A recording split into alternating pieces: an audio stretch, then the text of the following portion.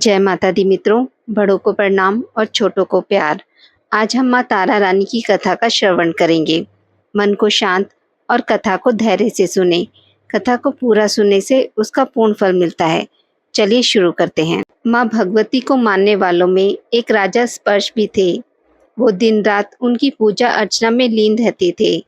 राजा को किसी चीज की कमी नहीं थी, बस उन्हें बच्चे की ख्वाहिश थी। सालों से बच्चा न होने के कारण राजा कुछ निराश रहा करते थे।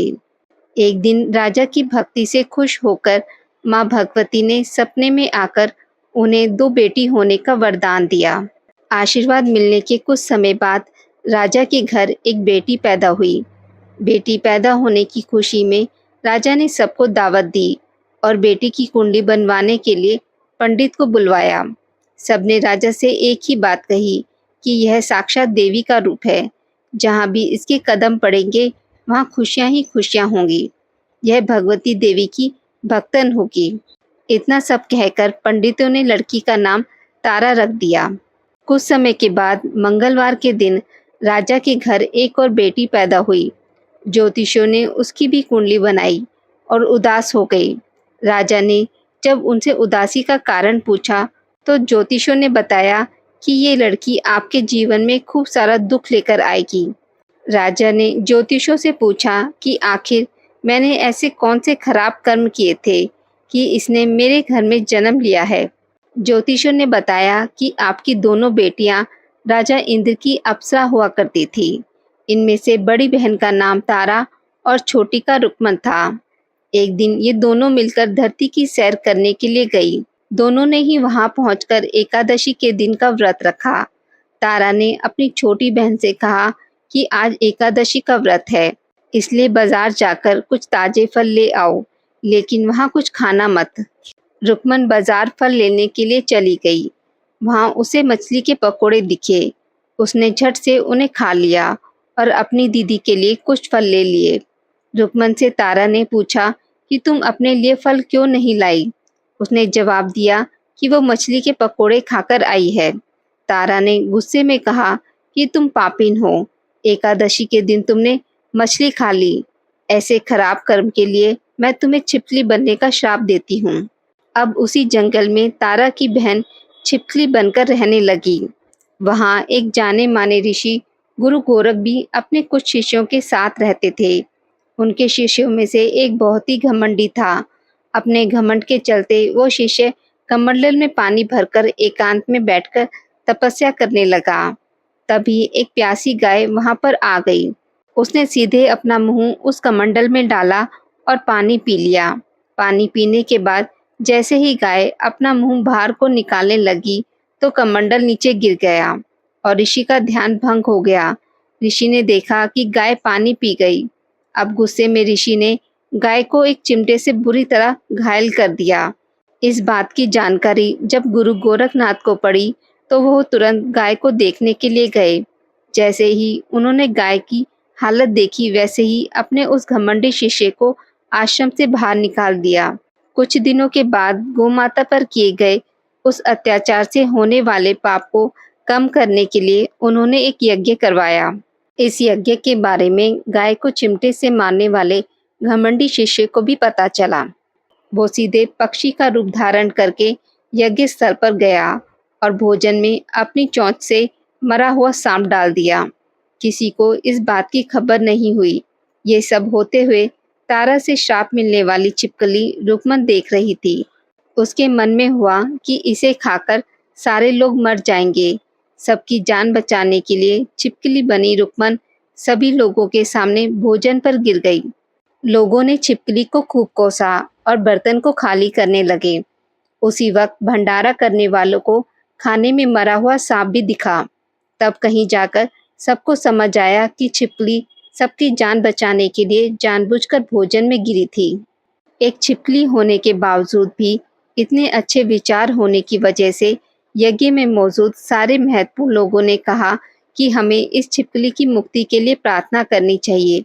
पंडितों ने आगे बताया कि सबकी प्रार्थना से ही वो छिपकली तीसरे जन्म में आप जैसे प्रतापी राजा के घर बेटी के रूप में पैदा हुई है।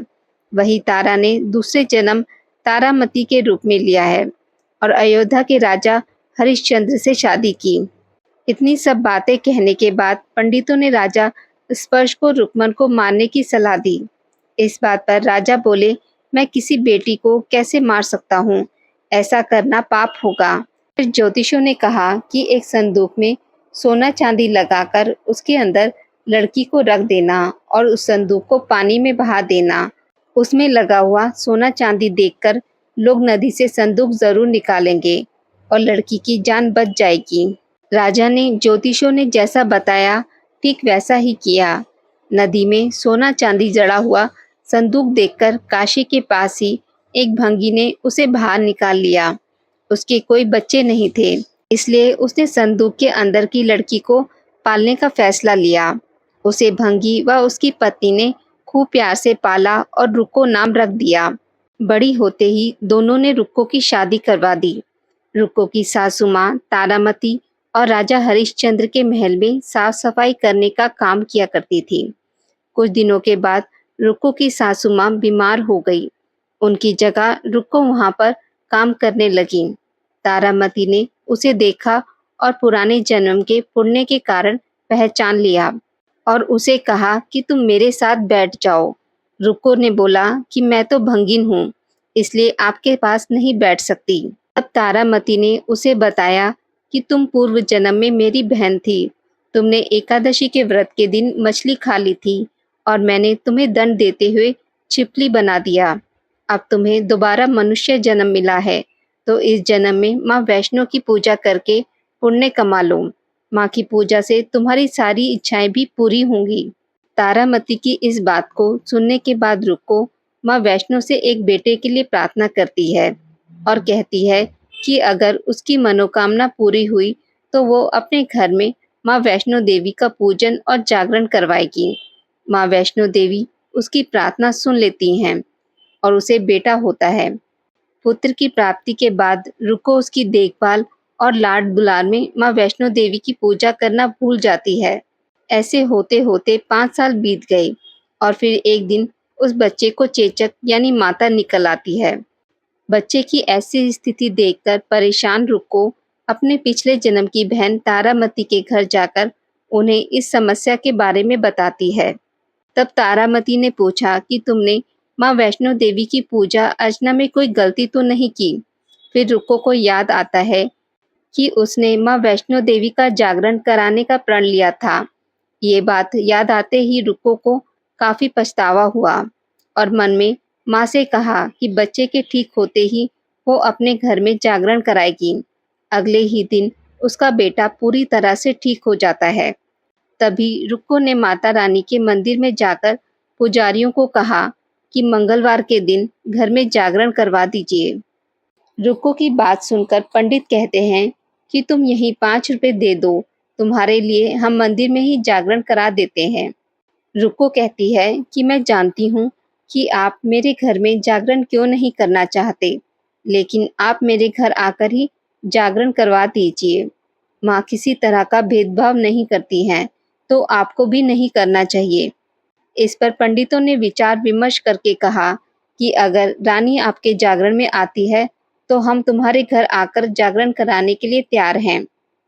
पंडितों की बात सुनकर रुक्को अपनी बहन रानी तारामती के पास जाती है और तारामती को सारी बात बताती है। रुक्को की बातें सुनकर तारामती जागरण में जाने के लिए तैयार हो जाती है। इस बात को बताने के लिए रुक्को जब पंडित जी के पास जाती है तब उनके बीच की बातों को सेना नामक नाई सुन लेता है। फिर वह राजा हरिश्चंद्र को जाकर सारी बातें बता देता है। राजा के मन में हुआ कि रानी को नीच जाति वालों के घर जागरण में नहीं जाना चाहिए। इसी वजह से वो अपनी उंगली काट लेते हैं, जिससे उन्हें नींद ना आए और रानी जागरण में ना जा सके। जब जागरण का समय होता है तब भी राजा को जागते हुए देखकर रानी मन ही मन में माँ वैष्णो देवी से प्रार्थना करती है कि हे माँ वैष्णो देवी, महाराज को नींद आ जाए ताकि मैं जागरण में जा सकूं। रानी की प्रार्थना के कुछ ही देर के बाद राजा को नींद आ जाती है। फिर रानी तारामती रोशनदान में रस्सी बांधकर महल से नीचे आकर रुक्को के घर चली जाती हैं। इसी जल्दबाजी में रास्ते में ही रानी का रेशमी रुमाल और एक पांव का कंगन गिर जाता है। इधर कुछ वक्त बाद राजा हरिश्चंद्र की नींद टूट जाती है। नींद खुलने पर रानी को अपने पास ना देखकर राजा उसकी तलाश में निकल जाते हैं। रानी को ढूंढते ढूंढते उन्हें रानी का रुमाल और कंगन मिलता है। रानी की चीजों को अपने साथ लेकर राजा जागरण स्थल पर पहुंचते हैं और एक जगह चुपचाप बैठकर जागरण सुनने लगते हैं। माँ वैष्णो देवी के जयकारे के साथ जागरण खत्म होता है और सभी को प्रसाद दिया जाता है। तब रानी अपने हिस्से के प्रसाद को झोली में डाल लेती हैं। रानी के ऐसा करने पर लोग उनसे पूछते हैं कि वो प्रसाद क्यों नहीं खा रही हैं। अगर आप प्रसाद का सेवन नहीं करती हैं तो जागरण में आए लोग भी प्रसाद नहीं खाएंगे। तब रानी बोलती है कि वह प्रसाद राजा के लिए था, अब आप मुझे प्रसाद दीजिए। फिर अपने लिए प्रसाद लेकर रानी सबके सामने उसे खा लेती हैं। रानी के प्रसाद खाते ही जागरण में मौजूद सभी भक्तों ने भी प्रसाद खाया। उसके बाद रानी महल के लिए निकल जाती हैं। तभी रास्ते में ही राजा उन्हें रोककर पूछते हैं कि तुमने नीच जाति के घर का प्रसाद खाकर खुद को अपवित्र कर लिया है। तुमने मेरे लिए भी प्रसाद रखा है, अब तुम उससे मुझे भी अपवित्र करना चाहती हो। अब मैं तुम्हें अपने महल नहीं लेकर जा सकता। यह बोलते ही जब राजा रानी की झोली में देखता है तब उन्हें प्रसाद की जगह गुलाब, चंपा जैसे अनेक फूल और कच्चा चावल व सुपारियां दिखाई देती हैं। इस चमत्कार को देखकर राजा हैरान हो जाते हैं। फिर राजा चुपचाप रानी को अपने साथ लेकर महल पहुंचते हैं।